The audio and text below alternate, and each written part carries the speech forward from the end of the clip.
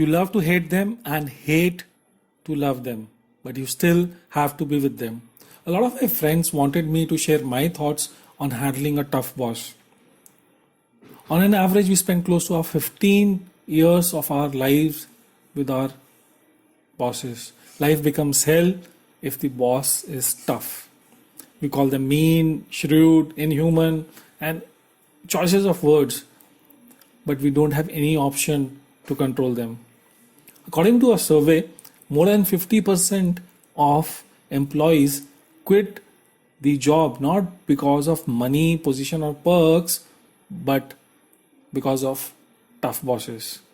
People leave people, not companies.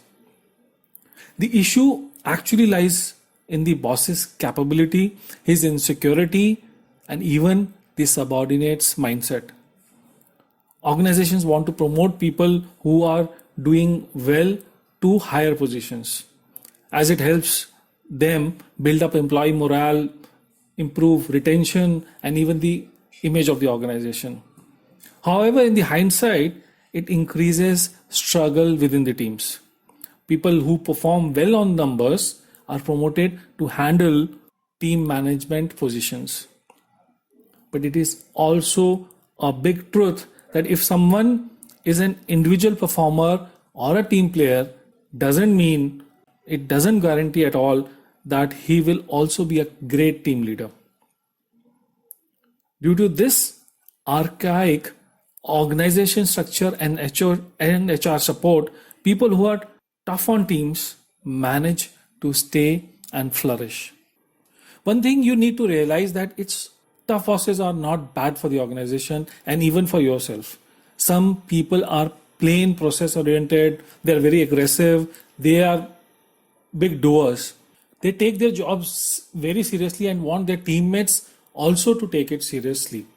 It is therefore due to different priorities, work style, and adaptability that the relationship between the boss and the subordinate suffers.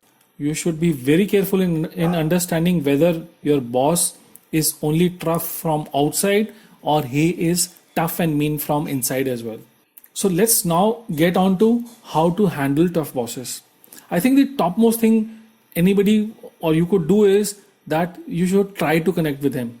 Try to understand what are his likes and dislikes, what are the priorities of his life, how does he measure success. Spend some time with him after the office hours to open up, such that he shares his worst fears and insecurities with you.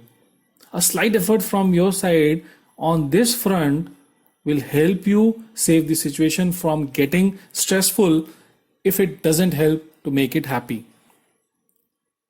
Stephen Covey, the second thing which is there is that Stephen Covey said, seek first to understand, then to be understood. Try to put yourself into the boss's shoes. He also has targets. He's not only responsible for you, but he's also responsible for a host of other people as well. If you try to be in his shoes, I think things will become a lot easier for you and the relationship between you and your boss will improve.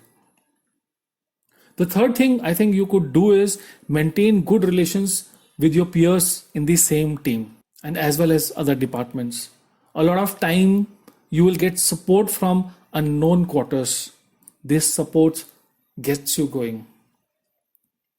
Fourth, I think is have a hidden agenda. A lot of times bosses do not appreciate the kind of initiatives you want to take. I vividly remember I was given a very tough territory where the network availability, that is the ports available, were very less, and on top of this I did not have a large team to hit the targets. I, with the help of my team and support of network and customer operations, got a lot of dormant customers cleared from the system, and somehow I created the new network inventory. This helped me get more sales and also high individual salesperson productivity. Your boss may not understand your initiative initially, but the positive results will force him to have a look. These initiatives will keep you engaged to the job and better performance will give you a lot of confidence, and also your peers and even the top bosses will notice you. If you have done everything but still things are not improving, I think it's time for you to explore options.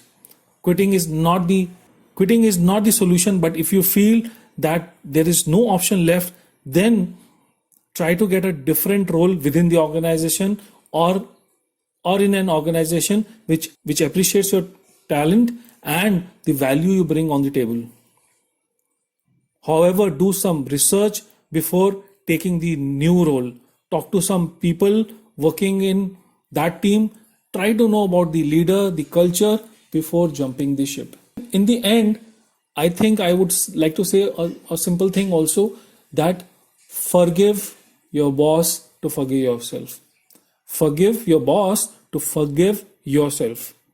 A lot of time we put ourselves into stress because somebody is pushing us against the wall, and just because of the whole situation we inflict a lot of pain onto ourselves.